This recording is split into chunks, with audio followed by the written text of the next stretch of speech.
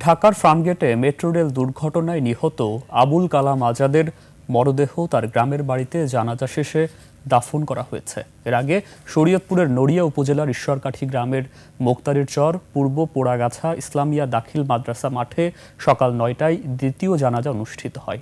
শরীয়তপুর প্রতিনিধি Abul বাশারের তথ্যচিত্রে desk report.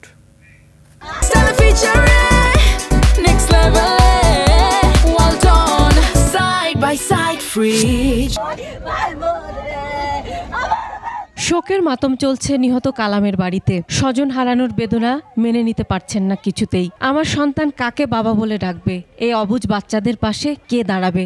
এমন প্রশ্ন আজাদের স্ত্রীর। আমার মানিকেরা তো এন বোঝে না, বাবা যে নাই, ওরা তো বলবে বাবা আবার আসবো। মেট্রো রেল দুর্ঘটনায় নিহত আবুল কালাম আজাদের মরদেহ রাত ২টায় তার নিজ বাড়ি শরীয়তপুরের নড়িয়া উপজেলার ঈশ্বরকাঠি গ্রামে পৌঁছায়। মরদেহ এক নজর দেখার জন্য তার বাড়িতে আত্মীয় স্বজন প্রতিবেশীরা ভিড় জমায়।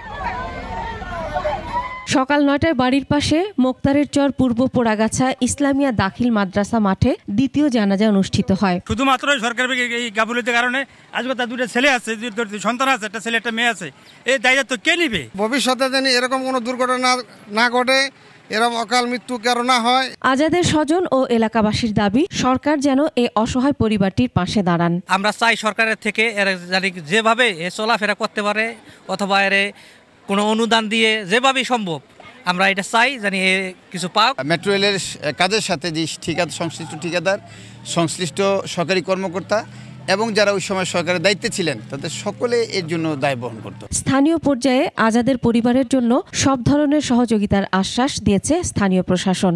উপদেষ্টা স্যার এটা নিয়ে নির্দেশনা দিয়েছেন এবং ঢাকায় গেলে ওই পরিবারের জন্য পরিবারের আর্থিক অবস্থা বিবেচনা করে খুব ভালো একটা অ্যামাউন্ট সরকারের পক্ষ থেকে এই পরিবারকে সহযোগিতা করা হবে।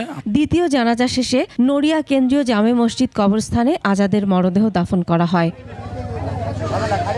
Masum আলিসা, desk report, ২১ television.